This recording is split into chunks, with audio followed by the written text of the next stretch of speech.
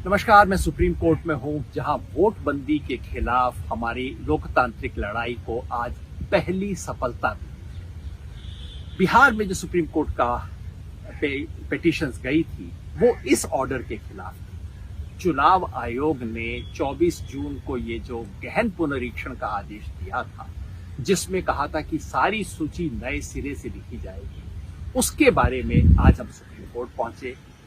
Association for democratic reform और PUCL जैसी नागरिक संस्थाएं पहुंची, मुझ जैसे नागरिक भी पहुंचे और तमाम पॉलिटिकल पार्टियां पहुंची, इस उम्मीद में कि हमें उन सवालों का जवाब मिलेगा जो पिछले 3 हफ्ते से हम पूछ रहे हैं और चुनाव आयोग दे नहीं रहा है। चुनाव आयोग की तरफ से बीजेपी वाले बोल रहे हैं, और दूसरा कि इस प्रक्रिया पर किसी तरह की नकेल लगेगी। और दोनों ही चीजों में आज हमें सफलता प्राप्त हुई।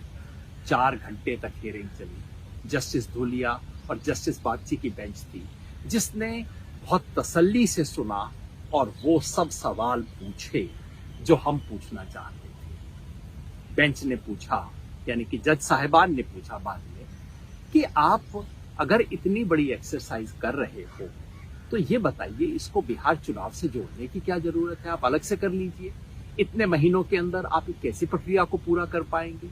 जस्टिस बागची ने पूछा कि अगर एक भी वोटर रहता है तो आपको उसको पूरी सुनवाई करनी पड़ेगी, लाखों लोगों के साथ आप कैसे कर पाएंगे ये? जजेस ने सवाल भी बार बार पूछा चुनाव आयोग से कि भाई, जब आधार कार्ड आप खुद मान्य करते हो, आपके अपने नियमों में आधार कार्ड का जिक्र है, तो आप आधार कार्ड को अब अमान्य कैसे कर सकते हो? ये एपिक कार्ड तो आपने खुद दिया हुआ है और राशन कार्ड भी लोगों के पास है, इन सबको आप अमान्य कैसे कर सकते हो? जजेस ने ये पूछा कि सिटीजनशिप तय करना आपका कब से काम हो गया? जस्टिस धूलिया ने साफ कहा कि देखिए, अगर इस पे आप जाएंगे तो बहुत दिक्कत हो जाएगी। नागरिकता तय करना चुनाव आयोग का काम नहीं है, ये सरकार का काम है। जजेस ने पुराने केस का हवाला भी दिया, जिसके अंदर सुप्रीम कोर्ट ने स्पष्ट कहा था कि अगर ये सब कुछ तय करना है, एक तो ये चुनाव आयोग का काम नहीं है, और अगर ये होना है तो इसे बहुत विस्तृत प्रक्रिया से गुजरना होगा। तो ये तो सारा डिस्कशन था। ऑर्डर में 3 बड़ी बात हो। पहला, सुप्रीम कोर्ट का ऑर्डर, ये पहला ऑर्डर है। पहले ऑर्डर में हमेशा सब चीजों पे फैसला नहीं होता। जस्टिस धूलिया ने स्पष्ट किया कि देखिए, आज हम अंतिम फैसला इस पे नहीं देंगे, इसकी उम्मीद भी नहीं, और किसी ने ये कहा भी नहीं था कि बीच रास्ते में एसआईआर की एक्सरसाइज को आज रोक दिया जाए। वो स्टे की हमने मांग ही नहीं की। पहली बात, ऑर्डर में कहा गया है, ये लोकतंत्र का सबसे बड़ा सवाल है। राइट टू वोट लोगों को है कि नहीं, उसका सवाल है। बार बार हम यही कह रहे हैं कि साहब, ये तो राइट टू वोट का सवाल है। यूनिवर्सल एडल्ट फ्रेंचाइज पे प्रश्न चिन्ह है। सुप्रीम कोर्ट ने इस बात का संज्ञान लिया। दूसरी बात, सुप्रीम कोर्ट ने फैसला किया कि अगला कदम उठाने से पहले उन्हें सुप्रीम कोर्ट के पास वापस आना पड़ेगा। चुनाव आयोग की तरफ से कहा गया कि साहब, अभी आप मत रोकिए। कोर्ट ने कहा बाद में रोक दें तो ठीक है ना।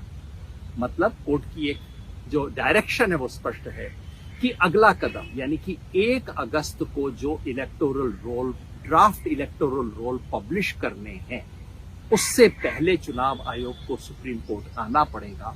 सुप्रीम कोर्ट जांच करेगा, तभी अगला कदम उठा पाएगा। तो मेरे हिसाब से तो इसी को स्टे कहते हैं, और स्टे क्या चीज होती है। तीसरी और सबसे महत्वपूर्ण बात, सुप्रीम कोर्ट ने ऑर्डर में लिख के कहा, और बार बार चुनाव आयोग के ऐतराज करने के बाद कहा कि नहीं, इसको तो हम लिखेंगे, कि हमारी दृष्टि में न्याय तभी होगा अगर आधार कार्ड, एपिक कार्ड और राशन कार्ड को भी इस लिस्ट में शामिल कर लिया जाए।